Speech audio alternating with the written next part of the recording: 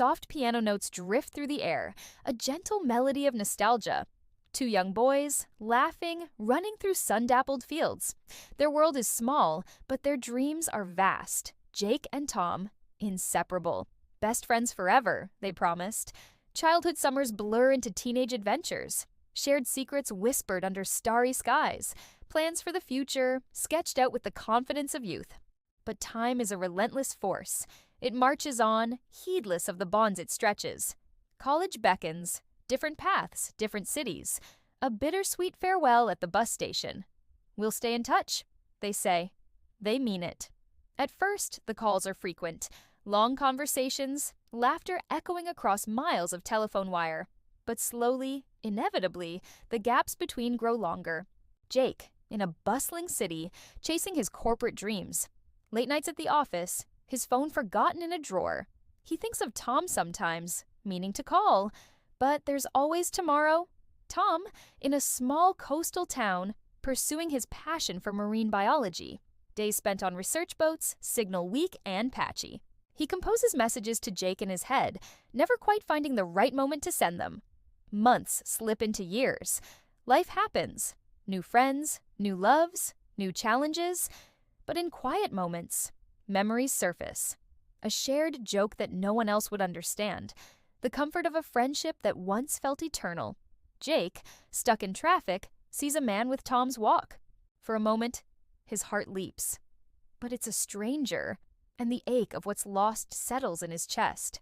Tom, walking on the beach at sunset, picks up a peculiar shell.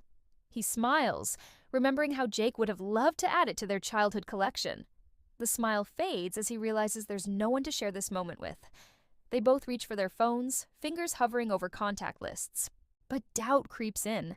What if things have changed too much? What if the connection is gone? The call is never made, the message never sent.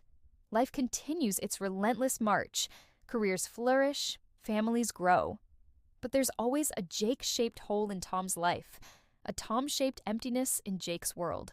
At a high school reunion, they both decide not to go. Too busy, they tell themselves, but deep down, they know.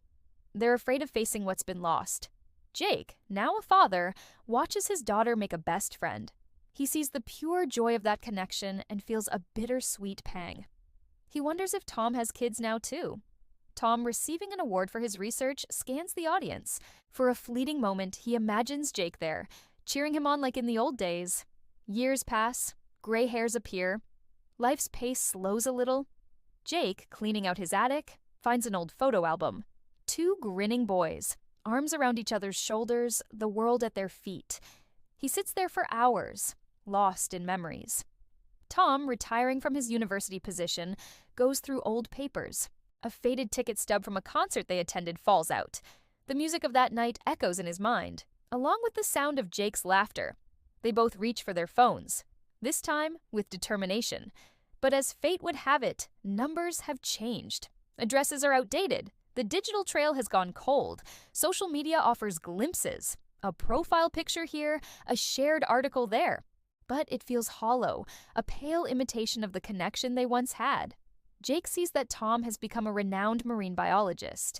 He feels a surge of pride, tinged with regret for all the milestones he's missed. Tom discovers that Jake is now a CEO of a successful company. He smiles, remembering how Jake always had big dreams. He wishes he could congratulate him in person. Life continues, but now with a constant undercurrent of what-ifs and if-onlys. In quiet moments, they both wonder, what would it be like to reconnect? To bridge the gap of years and experiences. But the moment passes, and life's demands take over once again. Jake, walking his dog in the park, sees two young boys racing each other, lost in their own world. He feels a lump in his throat, remembering similar days with Tom. Tom, watching the sunset from his porch, thinks about how Jake always said they'd retire to a place with a view like this. He wonders if Jake ever found his perfect sunset spot. As the years wind down, the memories become more precious. The laughter, the shared dreams, the unshakable belief that their friendship would last forever. They realize now, with the wisdom of age, that forever is a promise too big for mortal hearts to keep. But the impact of a true friendship, that lasts a lifetime.